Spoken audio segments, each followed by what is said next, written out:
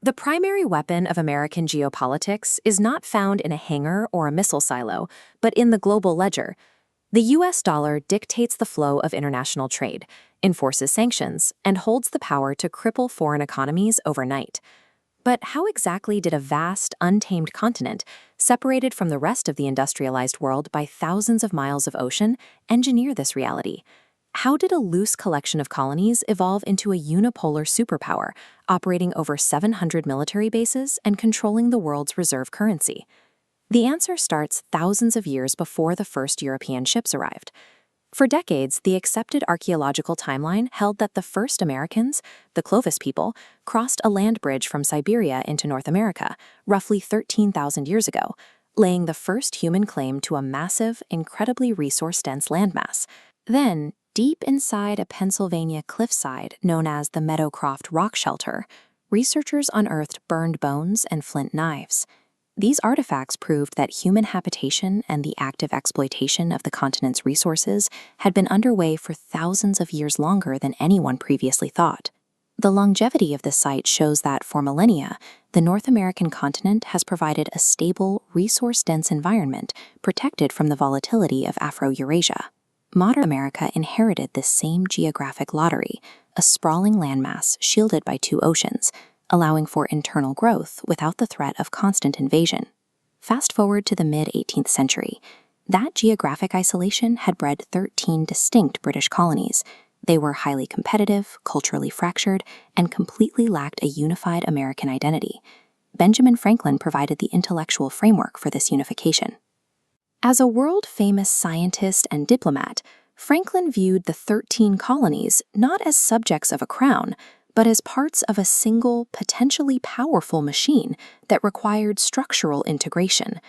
In 1754, 22 years before the Declaration of Independence, Franklin proposed the Albany Plan of Union.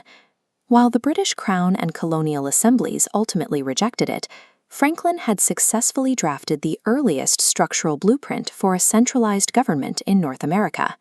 Franklin used his prestige as a polymath, mapping ocean currents and capturing electricity, to legitimize his role as the nation's premier diplomat. He proved to the world that the American project was rooted in observation, engineering, and cold pragmatism. Combining a fortress-like geography with a cultural identity anchored in scientific pragmatism gave the young nation its footing. The United States now had the ideological launchpad required to turn its vast natural wealth into mechanized power. The true test of that new government came during the War of 1812.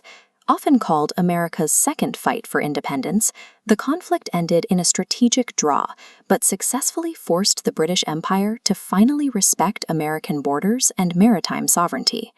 With the British threat neutralized, the U.S. turned its military inward. Driven by the doctrine of manifest destiny, the government aggressively expanded its territory westward.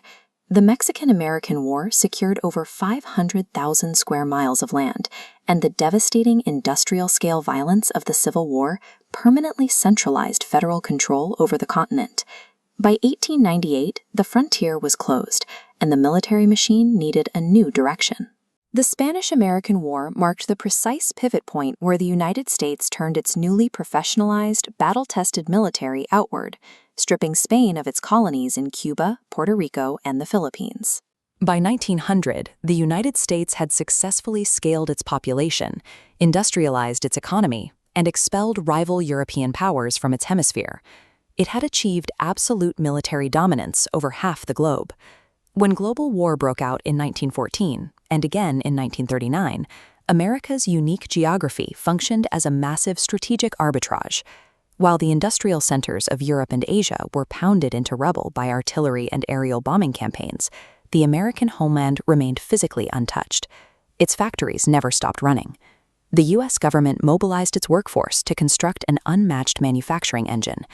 Shipyards and auto plants were retooled to churn out thousands of bombers, tanks, and rifles, supplying both American troops and their desperate allies. Supplying the world with weapons required capital. As European powers drained their treasuries to survive, the United States gladly extended massive loans. In the span of a few years, America flipped from being a debtor nation to the world's largest creditor. By surviving the bloodiest conflicts in human history with its infrastructure fully intact, America emerged in 1945, producing half of the world's industrial output. It had weaponized its isolation to secure unquestioned military and economic supremacy. In 1944, with victory on the horizon but the global economy in tatters, delegates from 44 allied nations met at a hotel in New Hampshire. The United States held all the financial leverage, allowing it to dictate the terms of the post-war recovery. The result was the Bretton Woods system. The agreement officially dethroned the British pound sterling, establishing the US dollar as the undisputed reserve currency for international trade. To secure global trust, the US provided a physical guarantee for its currency. The government pegged the dollar directly to its massive physical gold reserves, allowing foreign nations to convert paper notes into bullion at a fixed rate of $35 an ounce. This gold window stayed open until 1971, when the US unilaterally decoupled the dollar from gold. The global economy was suddenly anchored by a purely fiat system, where international trade operated exclusively on trust in the stability of the US government. The Bretton Woods Agreement was the masterstroke of the 20th century. It allowed the United States to convert its physical military victories into an invisible, ubiquitous financial empire that prints the money the world needs to survive. This chart shows global foreign exchange reserves from 1994 to 2011. The dark blue line represents the US dollar. Today, roughly 58% of reserves are held in American currency. Beyond reserves, nearly 89% of all global transactions are settled in dollars. But the math of this system is under increasing strain. Expanding domestic fiscal debt is testing the limits of global confidence, while coalitions of foreign nations actively experiment with de-dollarization to bypass American financial sanctions.